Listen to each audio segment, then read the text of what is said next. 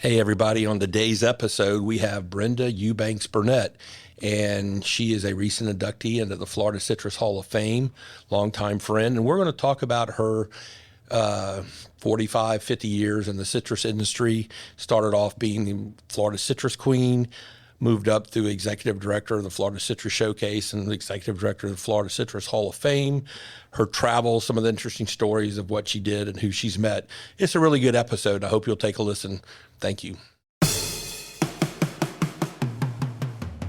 Hey, everybody. Welcome back to Todd's podcast. We have one of my favorite all-time people, a friend of mine for over 4 decades. Closing in on 5. We may even be at 5. Brenda Eubanks Burnette.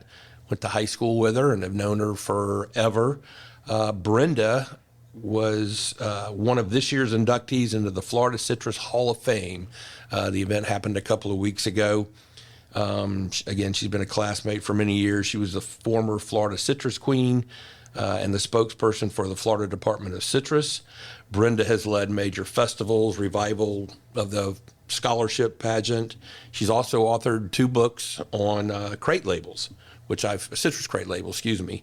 She's the former executive director of the Florida Citrus Festival in the 80s, the former director of the Florida Citrus Hall of Fame from 2008 to 2015, where she just retired from that. 25. I think you've retired from most everything other than being a grandmother now. And I think I'm a professional volunteer now. Professional volunteer. I'm still doing everything, just not getting paid for it.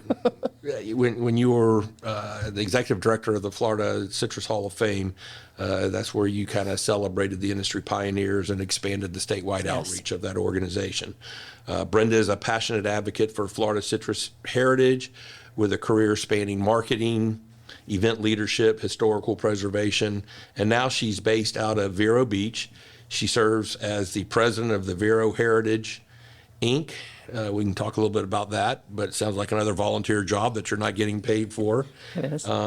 She continues to champion storytelling of the industry, community engagement, and the legacy of Florida citrus. Her induction into the Citrus Hall of Fame, I said a couple of weeks ago, was March 27th, 2026. It was a very deserving award. We had a couple of our buds from high school were there. A lot of industry people were there, and there was a big round of applause when you were inducted. So congratulations and welcome, Brenda. Well, thank you. Thank you.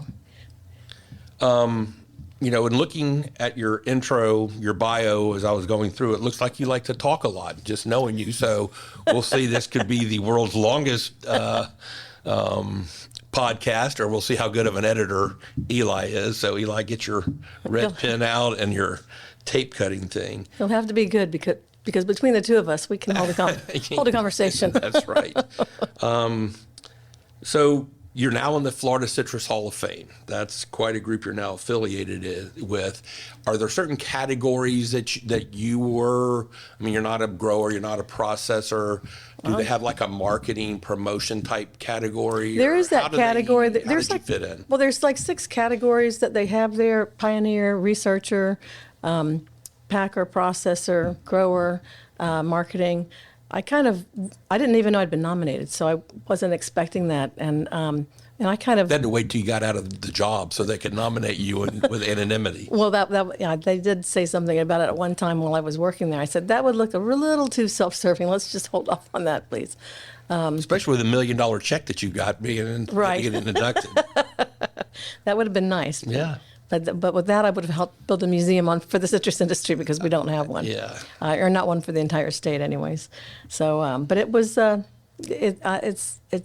worked on the other side for so long, it felt really weird to be the one receiving the award because, gosh, I've been working on that since the 80s when I was affiliated with the Showcase. And when I first started with the Hall of Fame, it was when Jerry Chicone was heading it up, and he said, he called me up, and it was my first, I started in September of 88, and the induction ceremony, I think, was in January or February, because it was held during the Citrus Festival. And the Department of Citrus normally did everything for that. We just held the luncheon itself to showcase everybody. But he called me up and he goes, young lady, you don't know me, but you're about to. I said, yes, Mr. Chicone, what can I do for you? He goes, well, I can't get that girl at the Department of Citrus to call me back, and she normally writes the script, so I need you to do it. And we became fast friends after that. Yeah, I know. Yeah. I remember when I was president of the Florida Citrus Showcase and you executive director, the showcase helped lend some backbone to the selection process. Yes. Staff sport, not anything other than that. And I remember being in the room with the people on the selection committee. Oh, wow. And it was out at the country club. Well, but when I really remember is when out at the Ag Center in Lake Alfred. Right. Mm-hmm. And sitting there looking around at the room full of people in there that were making the decision. And talk about a who's who. Yeah, Yes. and I think I remember leaning over and whispering, saying, I cannot believe we're in the same room with these folks. Yeah. And now you're one of them. I think very well deserved, but certainly humbling. It was very humbling. But at that time when I first started, it was a man's world. And so I was a 28-year-old working with everybody and kind of awed and hoping I could keep up.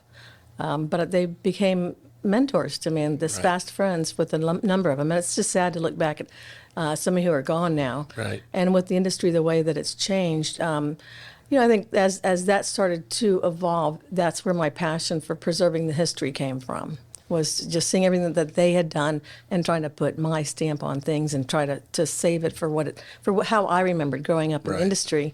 And I wasn't in the industry, but I was around it growing up in Winter Haven, as were you. But it was just something I never thought it would take me to where I ended up. Well, you're a lot older than me, so I'm glad your memory is still tight and that you can still remember these things. That 1 month is tough. Yeah. I think your kind of first exposure to it was really being named the Florida Citrus Queen. Yes. You again grew up around it, but that was your first real exposure to it. Well, actually, it dated back to when I was named Miss Winter Haven because I needed money for scholarship to go to school to Polk Community College at that time. And so our mutual friend Kelly had signed me up for that, and I didn't really know. Wasn't talented other than talking, but I ended up winning. You're very good at that. Thanks, Todd. I ended up winning the Miss Winter Haven pageant. And what was your talent? Do you remember? I did a dance. Oh. I did a dance routine. You know how that goes. I'm not a good dancer either. Not in any way, shape, or form. Well, but anyways, the regardless. judges must have had their orange juice spiked with vodka or something. Well, I always said, when I looked out at my family, I don't know who was more shocked that I won, me or them. But I ended up winning in one of my my first appearance was with Bill Raley when he opened up Windows on the Park in downtown Winter Haven, and we hit it off pretty well. And then they asked me to fill in for the Citrus Queen during the Citrus Festival, and I took news crew in Orlando through Winter Garden Citrus Cooperative, and that was with Bob Eastman, who used to be the general manager of the showcase, and so and we hit it off, and so Bob and Bill Raley asked me to participate in the Miss Florida Citrus, well, it was Florida Citrus Queen back then, pageant, and I did, and Bill sponsored me, Dundee Citrus Growers, and I didn't place or anything in that one, and when I got up there to say my name and who my sponsor was, I completely froze. And I'm Brenda Eubanks, and oh my gosh, hold on, I'll get it in a minute. It's Dundee Citrus Growers. And he was Apparently kind enough. You didn't make it up with your dancing either that day. Well, fortunately, the Citrus Queen didn't have it. It was all interviews. Okay. So it wasn't anything with any talent at that point that you needed. And remembering your sponsor is probably a good thing if it's just interview. If you don't get to look pretty or dance well. No, it wasn't a good feeling at all. But Bill was kind enough to come back and sponsor me again 2 years later. And at that point, I had come back from going to school at Arizona State, and I was selling radio advertising in Winter Haven, which is a big moneymaker. WSIR, WGTO. WSIR. Randy Jeffries. And he called me in his office one day, and he goes, I understand you're going into the Citrus Queen pageant. I said, yeah, I think he's going to be excited for me. He goes, well, I don't know if you really want to do that or not because, you've got a career here. And if you go into that, I'm going to have to let you go. I said, and I thought he was joking. I started laughing. I said, what? He goes, I'm serious. I said, well, I don't know. Is that a backhanded compliment or what? He goes, well, if you win, then I'm going to have to spend time and energy finding somebody else to take your place. And he said, and I do think, you know, you have a good shot at that, but I want you to be all in here if you're going to be here. And I just think that's a frivolous move for you to do. And I said, well, I guess I must consider this my resignation then, because I'm doing it. And so that gave me a little bit of added impetus to do well. And here you are in the Hall of Fame. Exactly. Is Randy still alive? I don't know. If you are Randy, look where she is. You pushed her into that. So you were the Florida Citrus Queen. That's kind of a term they don't use anymore. The pageant has... That was the last... No, I don't think it was the last... Yes. I don't remember when they changed the name. I don't know, but it's become a scholarship pageant now. Yes. And but as the Queen, you did a lot of traveling. You met a lot of dignitaries. Who were some of the pretty cool people that you got to meet? Where are some of the places you got to go? I traveled back then. That's 1981, and I traveled. And the only time you got paid was when you were traveling. And in the Department of Citrus, they 28 in 1981. No, it was. Okay, are we gonna have to start over? Is that what you're saying? No. I just see if you could hold a train of thought. But so that was in 1981. Right. But at that time, you only got paid if you were working, and it was I think it was like $50 a day, and then your per diem, which was paid by the Department of Citrus, was $3 for breakfast, $6 for lunch, and $12 for dinner. Wow. Yes. So you didn't make a lot of money at that job, but I traveled extensively. I've probably traveled 25 days a month every month. And I traveled all over the United States, Canada, and ended up going to Japan towards the end of my reign. But some of the people I met was one of my funniest stories. I thought was funny. Some other people thought, oh my God, you should have been embarrassed. But I met this guy. We were opening the Marriott up in Nashville. So Mr. Marriott, Sr., he and his wife, I actually was touring Cherrywood Mansion up there with them. And they were just such a nice couple, and too nice to include me to go because it was a private tour for them. Right. And then one of the people who was, I guess, a vice president with Marriott, that's how he was introduced to me. This gentleman is vice president of Marriott. And I said, oh, nice to meet you, Mr. Huff. His name is Sam Huff. I said, I have no idea. And they were all at the table, having dinner. And I said, so what do you do, Mr. Huff? And the whole table just erupted in laughter. And I'm clueless because I'm not a big football player. You know who he is, Eli? So he's a Hall of Famer. I guess he played with Washington and with one other team. I don't know. But anyways, a big football player at a time when football was even bigger than it is now, because that was when they played with, I guess, leather caps on and everything. And he was pretty hard hitting. Anyways, it was that was one of the more embarrassing ones. But I met Matt Gretzky. Is that the right the hockey guy? Wayne Gretzky. Wayne Gretzky. Thank you. You can tell I'm not huge on sports. Apparently, left quite an impression on you. Well, you met his brother Matt, not Wayne. Maybe that's why. It was Wayne. It was Wayne. Okay. And anyways, I met a lot of people along the way, and it was interesting. It was fun. It was one of those things. At that time, the Department of Citrus had field representatives who they would meet you in whatever city you went to, because they were the ones setting up the promotions. So it wasn't like I was getting into a city and was by myself completely. Right. But I did travel alone. And I remember my first time going into New York City and having to take a cab from one area to another area to change planes. And the little light was blinking on the meter. And the guy didn't speak English, or if he did, he wasn't going to let me know that. And I said, well, how much is it? Is it 11 or is it 21? Read the meter. And I gave him 21. I was stupid. That was your whole per diem, wasn't it? It was. Oh my gosh. But it was but when you got there and the field reps were taking you all over the place, you would start in the early morning. I remember with Ray Gross, we went to Chicago. And he worked. I mean, he got his money's worth when we were up there, Right. because we would start at 3:00 in the morning with the farm show, and then from there you'd go to a Denny's or something like that and do orange juice, and then a school to do something with the children, and then do another lunch or somewhere, and then go to a hospital. And then in between that, you're doing different media interviews, and then you're going to grocery stores, and then at night you're meeting with some of the people who are selling, some of the distributors for the juice. So you were going all night long. And I know when I went on the farm show the first time, and it was my first time seeing snow. We were in Chicago, and he kind of cruised into the parking lot, bumped into somebody's car because it was icy. Oh, it's just a little tap. It didn't leave a dent. We're good. And kept going. But they didn't give me a wake-up call. And the water froze. And so I didn't get a wake-up call, didn't get a shower. And he's knocking on the door saying, you ready, you ready, you ready? And I opened up the door. I said, what time is it? He goes, oh, my God. You can't go out like that. I said, give me 10 minutes, Frank. And I put I got dressed and heated up my curlers, ran in the car, and it's night. It's dark out. It's 3 o'clock in the morning. And I'm rolling everything in my hair, doing everything in the back of the car. And when we got there, it's like a 45-minute drive. And we got there, I got out of the car, he goes, geez, that's the biggest transformation I've ever seen in my life. I said, thanks, Ray. We were fast friends for quite a few years. Todd's podcast is sponsored in part by Saunders Real Estate, your trusted partner in land and commercial real estate since 1996. With over 125 expert advisors located throughout the Southeast United States, the full-service brokerage specializes in a wide range of property types from farms and ranches to commercial buildings and development land. If you're looking to build your legacy with a confident investment, please visit SaundersRealEstate.com or call 877-518-5263 to connect with an advisor today.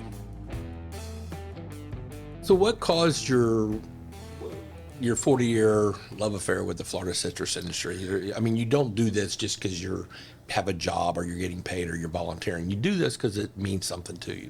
Well, when I got finished with that, and then the Department of Citrus asked me to go over to Japan again as their consumer spokesperson this time. But not as the queen, but as a paid. Right. I still have the old business card that says consumer spokesperson, and with the Japanese writing on it and everything. They were trying to, again, that was in the 80s, and the queen thing they felt was passé. However, in Japan, it really wasn't, but right. They continued to send the queens over there. But they really thought, because I had been very effective in Japan when I went over there, that it would be good to try to continue that relationship with the importers there. But what they didn't realize, that the only reason I was really successful that first go-round was because the very first appearance was with the Cebu Lions and another team that they were playing, and I presented grapefruit to both of the coaches, and one of the coaches was an American, the other one was Japanese. But I gave them a basket of grapefruit, kissed them on the cheek, and everybody took pictures. And the next thing I know, it's national news, because in Japan at that time, you didn't kiss anybody. And I mean, they could show topless women in the newspaper, but you didn't kiss anybody on the cheek. They had no protocols for you to. They didn't tell you anything. No. So it was. So anyways, it made national news. And then when any appearances or things that I did with the importers, they all wanted to have 2 pictures, one of me kissing them and the other one with me just standing next to them, they could show their wives. But when I got back, Don Lenz, who was the head of Sealed Sweet at the time over in Tampa, and they were the ones who marketed the majority of the crop at that time in Japan. He said, "What, young lady, what did you do over there? Our sales went up like 10%. It's a huge bump." I said, "Well, let me just tell you." I set up this kissing booth at home plate. All the players, all the fans were coming out. It was a charm. Worked like a charm. Well, I'm glad. Just so many jokes that come to mind. I wouldn't want to say them. I've heard them all. I know. I mean, you have no idea what. In terms of their media over there, some of the questions that I got asked by the Japanese were quite risque, and it's nothing you could get away with here. Right. Because it was like. Well, how do they have topless women in the newspaper and they can't? It was because it's a male. Getting a peck on a cheek. Because that was more. I know, it's a male-dominated country, and it was something where.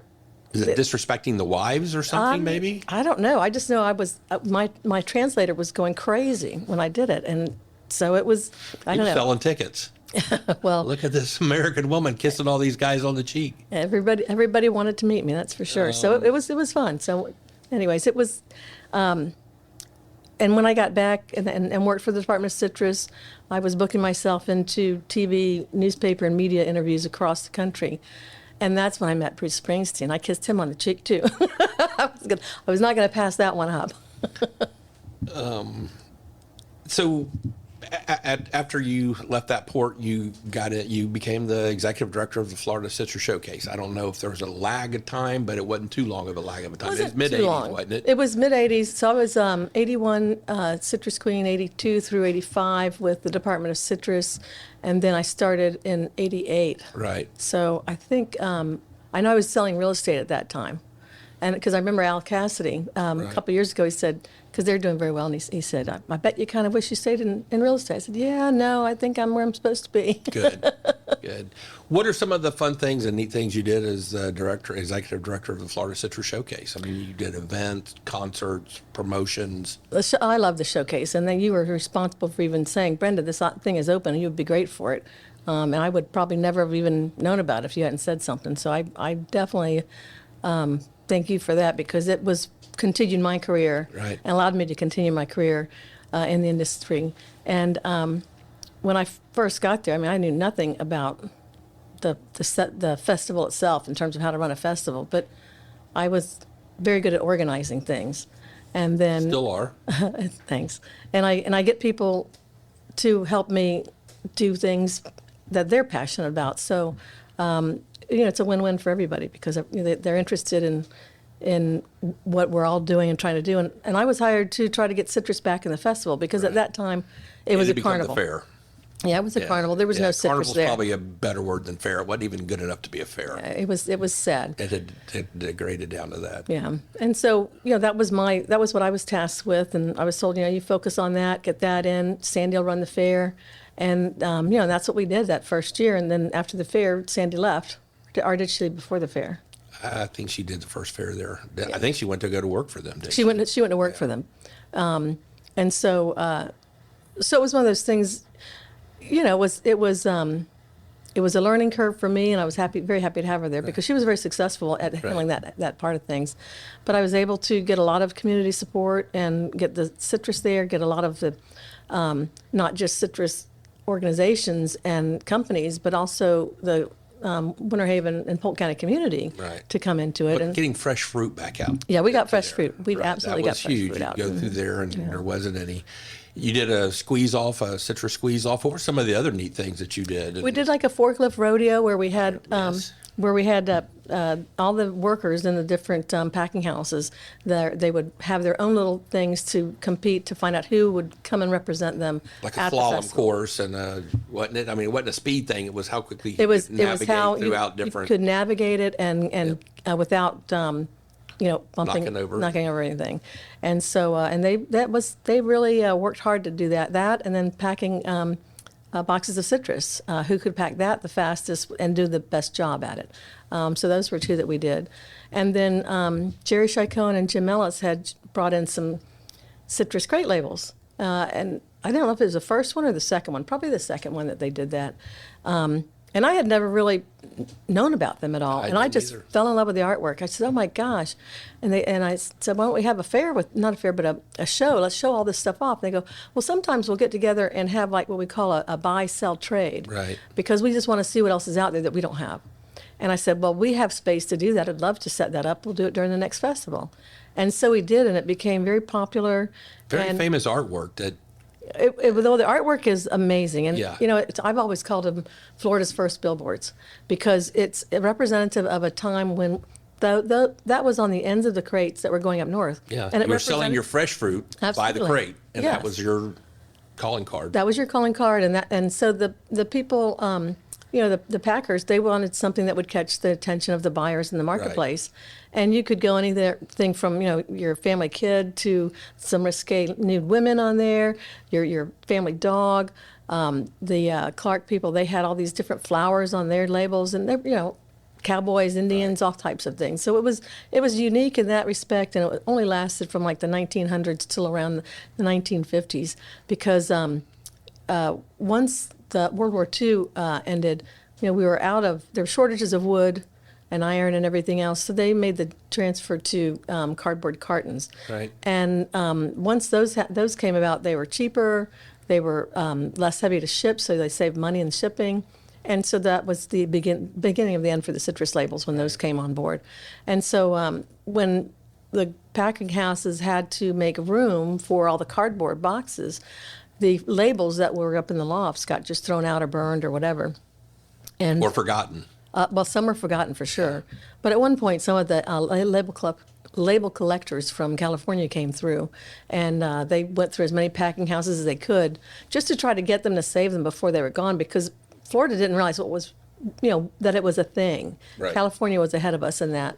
And the labels were different sizes. I mean, the California crates, they were not framed out like ours were. So their labels were 12 by 12, whereas ours were 9 by 9. Hopefully I have those numbers right. I might be wrong. No one's going to call you on it. Good. I thought, don't call me. Read my book. I'm at the age where I'm forgetting more than I'm remembering. But anyways, it was something that once we realized that was something we should be preserving, a lot of people came on board and did that. And there's still good label collectors out there that are selling labels. And I just saw one today that I had never seen before, and she doesn't have the original copy. She just has a small, like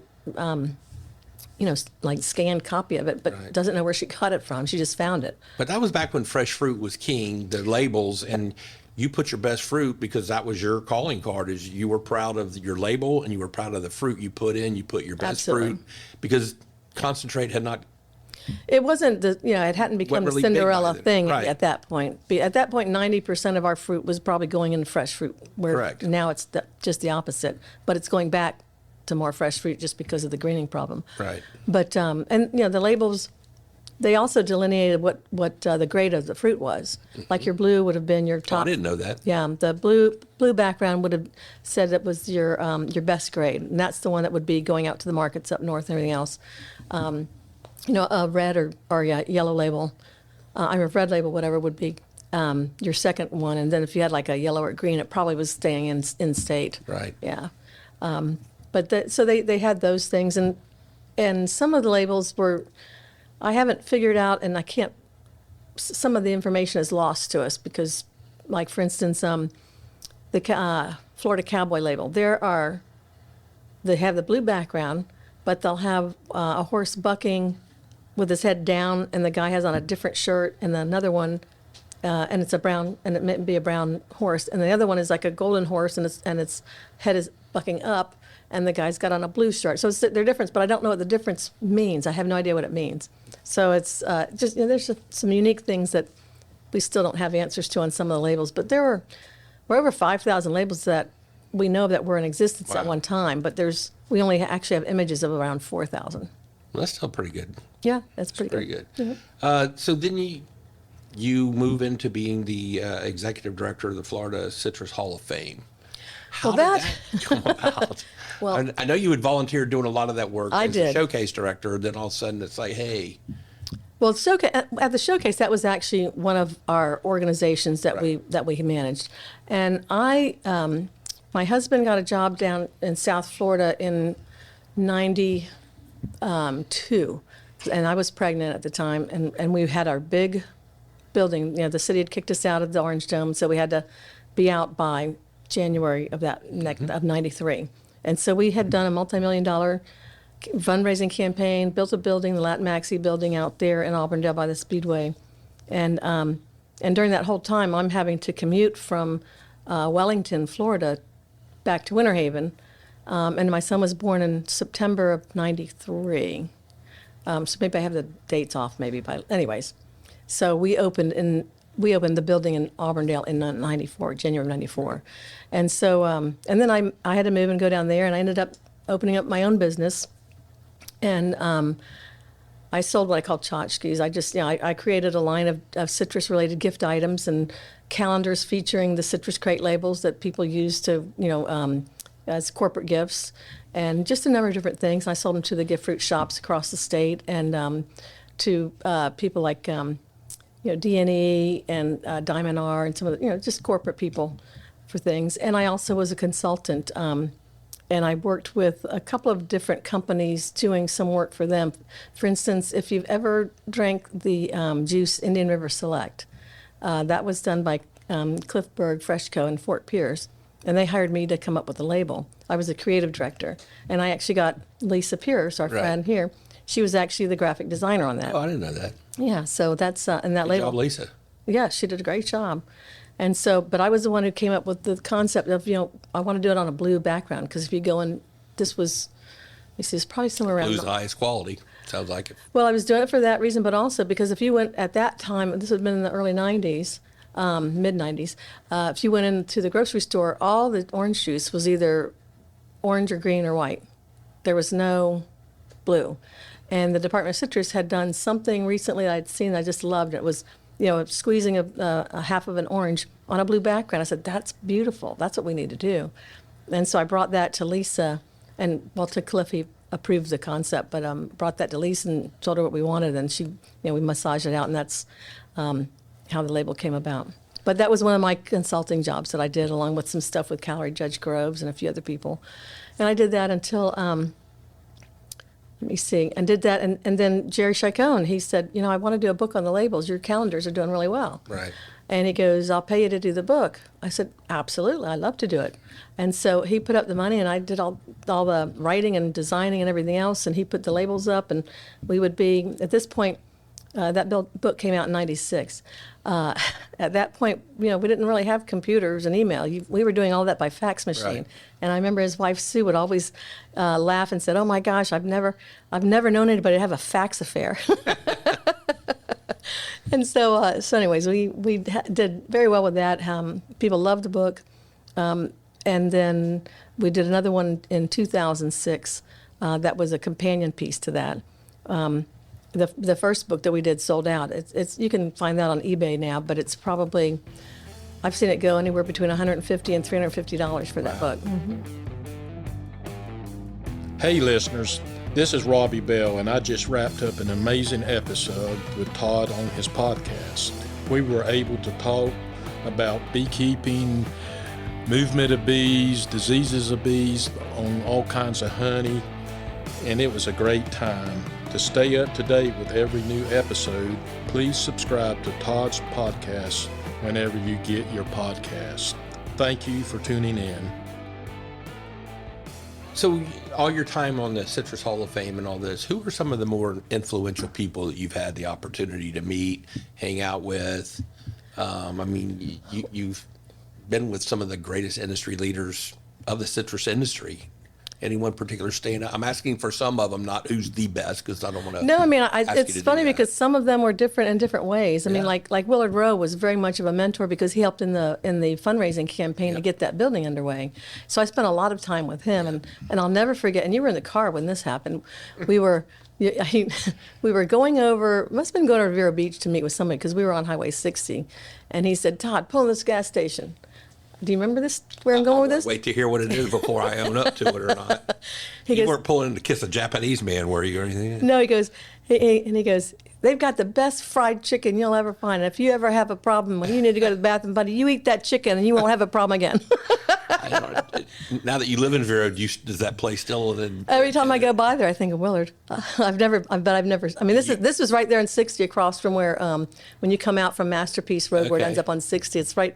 Is the restaurant still there? I don't know. You ought to stop and get some fried chicken and let us know. I don't have the problem. Right. So who are some of the other pretty... I forgot to follow up with something, but I'll finish that question. I'll go back to the other one you asked me. But so Willard was a good one. Jerry was good. Of course, Ben Hill Jr. was a riot. Great supporter of the show. He was a huge supporter. He was probably one of our bigger supporters. He was a huge supporter.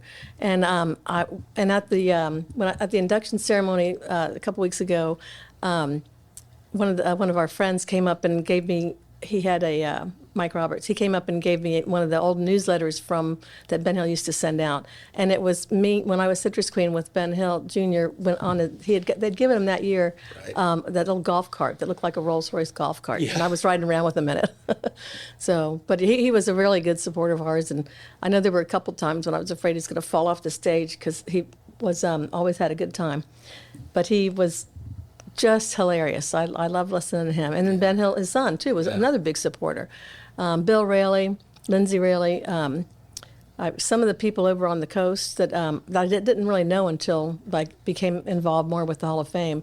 But when I left the showcase and moved down, I still helped off and on with the Hall of Fame project in terms of writing the scripts. I wrote a lot of the scripts after, and then when when the showcase went down in 2006 or 7, I think it was, they kind of fired me from my position. It was before they went down. They fired me from my position.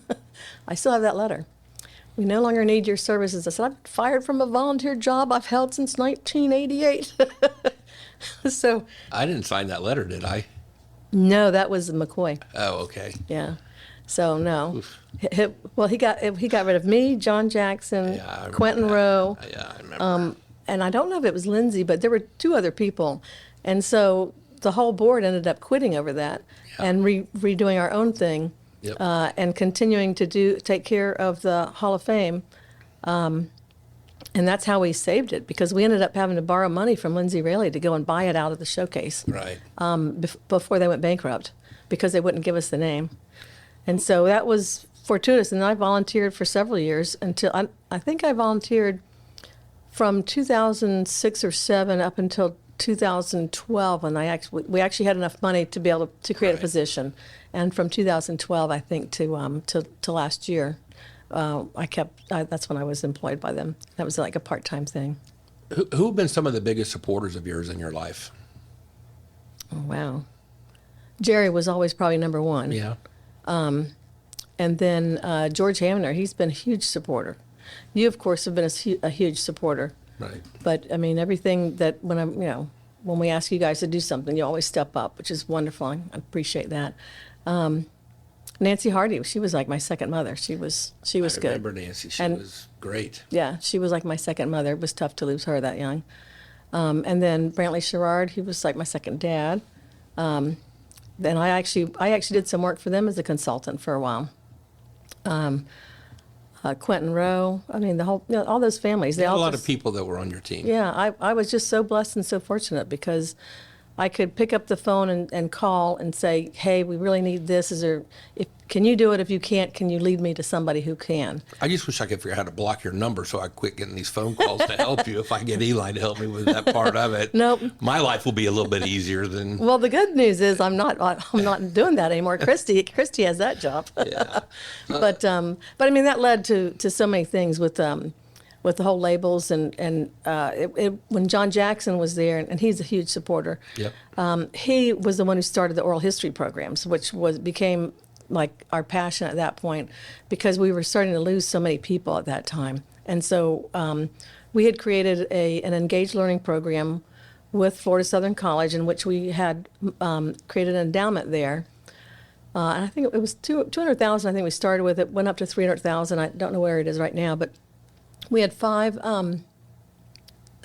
fellowship students that we employed to, number 1, carry Professor Thomas Mack. He was a longtime professor there at Florida Southern, had the citrus program going on, created the state of Florida citrus archives are there, which is why we thought it was a good fit. But at the time, they never did anything with them. They were just sitting in boxes after he passed away. And so we hired these students to go in and digitize and put everything up on the website so that we could make it available for research, because it wasn't doing anybody any good sitting in those boxes. And so we archived everything and it's just, and put everything up on the web. So right now, and then Jim Ellis had given us his label collection, and Jerry's went to the University of Florida. But between those two, you have probably around 4,000 Jim labels. Ellis has been a huge supporter Huge of this. supporter, I mean, yes. just the historical perspective that he brings and the archival Yes. support that he has. I and can't believe I left him out. knowing everybody in the industry. I mean, I know you're very close to him and Yeah. appreciate it. I was sorry he couldn't make it out to Yeah. the event last that couple weeks ago. But I called him and he just said he just couldn't do it. Yeah. But he was a huge supporter, and the stories that he knew about and the things that he had were just priceless recollections. And again, there's so many people like that. Like, Hugh English is another Right. one. He was huge. When we finish this today, you're only driving home. Go, I forgot to mention him. I forgot There's to so mention many her. people, Yeah, There's a lot of absolutely. people that were a big part of your life that Yeah. You'll remember when we finish. So. But we had 20 directors, and they were all supportive. I Right. mean, I didn't have anybody there that wasn't a supporter. And it's just, again, there were so many people even before that. When we were at the Florida Citrus Showcase, I mean, tons and tons of people. But it's been a wild ride, and I've just been fortunate that each turn that I made or choice that I made kept me in the industry. Right.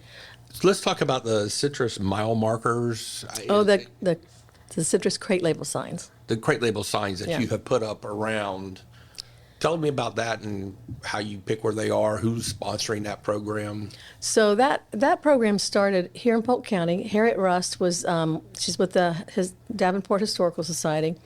She and Murtis Young, who is with Polk County History Center, and she's on the Polk County Historical Commission. Right. They had come to me and said, Harriet came up with this idea. They have this, what they call a quilt trail up in the Carolinas.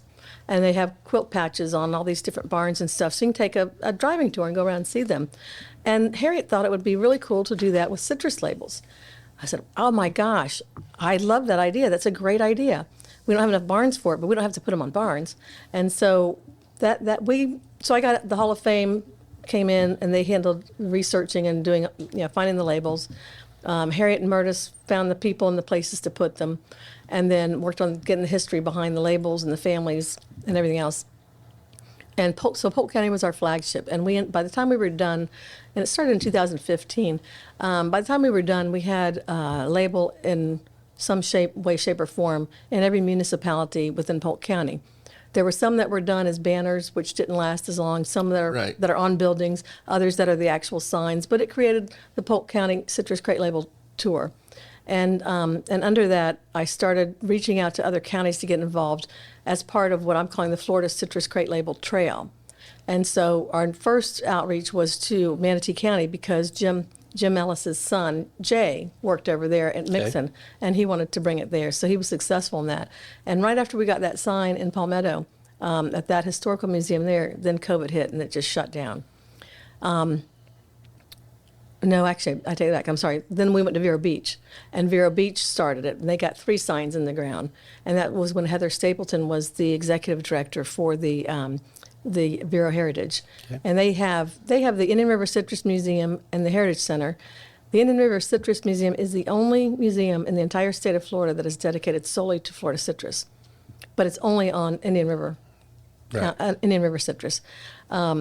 And so, and then the building that they're located in is on the National Register of Historic Places. It's a 90-year-old building. It's beautiful. And the museum itself, I remember selling some of my tchotchkes to Millie Bonnell when she started that museum there back in the 90s. So kind of full circle for me when I finally moved there. But when COVID hit, everything shut down in regards to getting the trail out. And after that, after we got through that, John Jackson was doing the trail, wanted to do it in Lake County. So we worked together on that, and he was able to get every single family behind the labels that are existing there today. He found every single family that was involved with that, and they were at each one of those dedications. That's awesome. It was so cool. Yeah. And there are 24, there's one in, I think there's 12 cities in Lake County that they're located in, and there's 24 labels because there's one in each Is there a side. website to go to Yes. look at something like that? You want to tell? You can remember that at your advanced age? Wait a minute, I just forgot. It is the historyoflakecountycitrus.com. Okay. And then they should be the Florida Citrus Hall of Fame website, which is floridacitrushallofFame.com. We have links there as well to all of them, and as well as to the one in Vero Beach. And Vero Beach, I've been working on that for the last several years since I moved there, and we have 24 signs up throughout the county, with another 16 scheduled to go in the ground before the end of the year for a total of 40. And then we're talking with other counties, Osceola County, Orange County, and I can't remember the last one. Okay. Sorry, but anyways, if you want, they're funded in part from businesses who want to be on the trail. Right. Because what we do in Polk County, they're part of Visit Central Florida. Right. In Indian River County, they're part of Visit Indian River County. Same thing, tourism partner.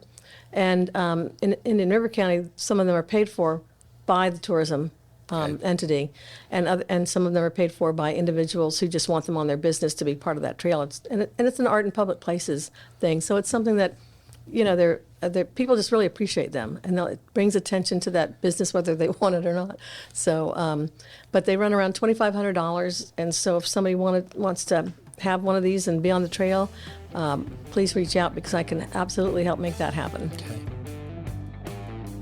Hey everybody, this is your host Todd Dantzler. As most of you know, I'm a partner with Saunders Real Estate and have been a very active and working broker for over 42 years. I have fostered strong relationships throughout the state of Florida, working on properties ranging from agriculture and development land to multifamily, commercial, and industrial projects. If you have any real estate needs at all, please give me a call. I'd love to help. My direct line is 863-877-2846. Thank you. The citrus industry seems like it's just gone 12 rounds with Mike Tyson when Mike was in his prime. Yeah. We've been beaten, bludgeoned, run Absolutely. over. How does the industry survive?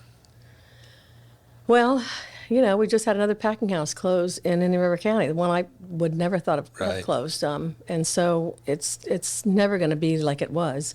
Oh. But there are some glimmers of light, so they do have some investors coming in to help with that. I don't think we'll ever see Florida without citrus, but it will never be the powerhouse that we were before. I think it survives in some iteration. Yes, I think it absolutely. will be a smaller, leaner type thing. Yeah. Certainly not the numbers that we enjoyed back before freezes, back before aphids, insects, diseases, and all that other stuff that goes with it. I do think we survive. I think the industry survives. And I hope it can thrive again at some form. But a lot of the land that we were growing really good citrus is now growing rooftops. Well, look at Orchid Island. It's gone. There's Yeah. no citrus there. And I know the Claremont, the citrus tower there. They used to have, if you've grown up here in Florida, been to the citrus tower, they used to have a little sign up there that said, "If you can spot a rooftop, we'll give you a quarter," because it was all citrus Now, if you can trees. spot an orange tree, we'll give you $1. Exactly. So it's sad, but again, that's one of the reasons I've been trying to work so hard to try to save some of that heritage and that history for the entire state, not just Indian River County or Polk County, but the entire state. I've traveled all over the state doing presentations about the heritage of the industry and things that people can do to help save it and to help promote it in their areas. Is there a statewide organization that's out there promoting Florida citrus? I mean, I know there's a Department of Citrus. They have a role, but everything has contracted so much. Is there any group out there that's just out there saying, hey, buy Florida orange juice or buy Florida citrus? Not that I'm aware. I mean, you've got Florida Citrus Mutual. You've got the organizations that's more of a legislation is what they're worried. Their focus is on that, but they are promoting it as well. The Department of Citrus is promoting it, but the budget that they have is so different than what they Right. used to have. I mean, it's hard, and they're promoting it more to. Not really. I mean, they do the general public, but I mean, they're really trying to. It's hard to market what you don't have, Yeah. and that's the problem. Yeah. I don't think there's any. If you find any juice out there that's pure Florida, I'd be really surprised. You're a consummate promoter. We're going to wrap up here. Okay. You've been very generous with your time. Is there anything that I haven't asked you about that you think that the industry needs to be exposed about, that the listeners need to be hearing about what's going on? Well, I'd really like to see us do more in the schools with the children. That's something that, as budget cuts happen, that's some of the stuff that goes by the wayside. I know that during COVID, I was working with the Florida Department of Agriculture, and they do some things with school programs. Okay. And we had Miss Florida Citrus promoting to the children at that Right. level. How important it was to have. Not only citrus, but fruits and vegetables as part of a healthy diet and lifestyle. And so I really would love to see more of that being done. But, we've got a long road ahead in terms Yeah. of the industry itself. For me, I've just been fortunate, like I said, to have not only, friends and the people in the industry involved, but my family behind me the entire Right. time. And I've just been very blessed in that respect because I was traveling a lot and Yeah. on the road a lot. So what occupies your time these days? What do you do? I know you've got a new grandson, or New granddaughter, sorry, mhm. granddaughter. And if you could fold her up, put her in your pocketbook, I think you would do that. I'm not sure your son and daughter-in-law would go along with that, but They want me to move to Tampa, and Tampa's just too big for me. I like Vero because it reminds me of how Winter Haven, where I grew up, Yeah. how that was. Winter Haven's much larger than Vero is. Yeah. But I'm still volunteering. The Vero Heritage, when I took on that presidency, we couldn't meet payroll from sometimes, and so it was something that we needed to organize it to the point where we could create revenue streams that would help generate enough money that we wouldn't be worrying on a day-to-day basis, and to get people into that building. At one time, the Heritage Center, they were going to knock it down. Right. It's a 90-year-old building. It's beautiful, and it's something that's in the very heart of the downtown Vero Beach. So it was something that also needed to be preserved, and the museum came about as a result of Millie Bonnell saving that building and creating that museum. And so it's still its own. It's very similar to the showcase. It's owned by the city, and we get to lease it and pay for any upkeep. And you know how that goes. You have your good years and you have your lean years. They're not giving you brand new buildings. No, and they're not helping you. I mean, it's a 90-year-old building. And it's on the National Register of Historic Places, which means you can't just replace all those windows with hurricane windows. You have to restore those windows. Right. And then you have to put the hurricane protection up in those windows. There's nothing there now. Yeah. And we had these tornadoes come by within a half a block of us 2 years ago. And it was something where two of the signs went down that we had in there, and we had some roof damage, but we were just fortunate that we didn't get pummeled by the tornado, whereas a building like just half a block from us got wiped out. Well, but how do you want to be remembered? Well, I hope I'll be around a little longer. I think about that. Well, I do too. I don't know, just that I made a difference. Yeah. Yeah, I like to make a difference. A funny story with you is at your wedding, my mom wanted to go. And so I took my mom as my plus one for there, and we were sitting kind of in the back, and my mom is deaf on a good day with both her hearing aids in. And she leaned over and whispered, and your husband, Alan, was what, 6'7"? 6'6". He was 6'6", yeah. And she leaned over thinking she's whispering. Mary says, "He's a big one, isn't he, Todd?" I said, did you hear me laugh? I heard her. I said, "Yes, Mom, he is, but you're not whispering quite as low as you think you are." But that was a funny story that I have always remembered, is her leaning over and you kind of giggling about that. Well, when I met him, we didn't really hit it off. I was trying to get him to sponsor the festival. He was at, what was the savings bank? Haven Federal. Haven Federal. He was at Haven Federal. He was a loan officer there. No, he's the vice president. Vice president, right. He didn't do loans, but anyways, so Debbie Harsh had set us up to go to see Camelot. I think that was the play that was out there, and we met at Christie's for lunch, and I just thought he was an arrogant, and you know what. And so we didn't go out again. Then my mother calls me and she goes, "Honey, because she was called the paint lady at Sears. Honey, I was sitting on a paint can doing markdowns, and all of a sudden I hear this voice behind me go, 'Excuse me, are you Mrs. Eubanks?' And she says, and I turn around, and as I'm turning around, I'm going, 'Depends on who wants to know.'" And then I look up at this long, tall drink of water. Yeah. Because he was 6'6", and sitting on a paint can, that's pretty tall. And he goes, "Well, you don't know me, but your daughter and I went out, and it didn't go so well, and I'd really like you to talk her into giving me a second chance." And she said, "Anybody who has the guts to do that, you're going out with again." Good. And we got married 6 months later. Good. So it was one of those. So what's your favorite music from the 70s? Oh, gosh. I'd have to say, for me, it was always the Southern rock, like Charlie Daniels and those guys. Charlie Daniels, we had them at the band. Yes. Marshall Tucker. I was just listening to Marshall Tucker this morning.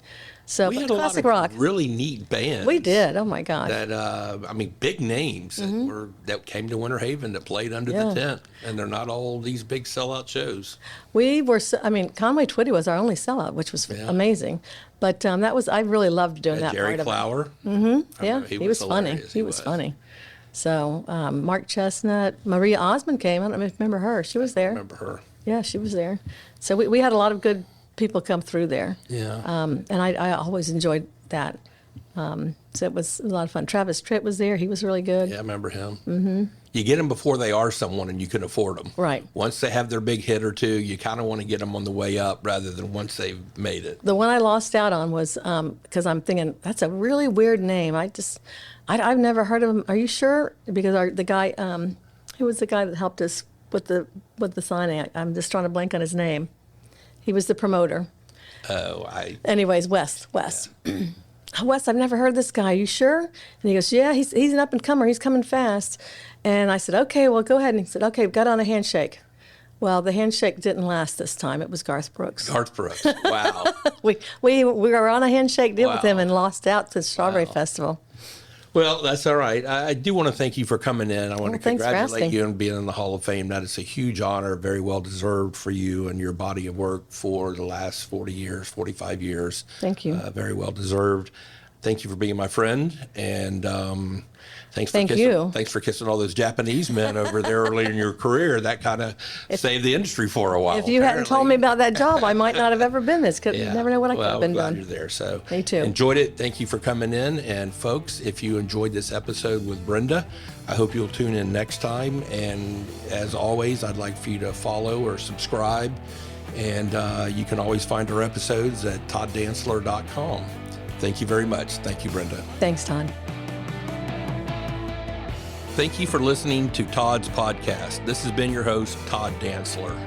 If you enjoyed today's episode, please don't forget to rate, review, follow, and subscribe to Todd's podcast on your favorite podcast app. If you have any questions for me, suggestions for future guests, or are interested in sponsorship opportunities for our podcast, please just fill out the contact form on my website, todddansler.com. I look forward to hearing your questions and feedback, and please take care.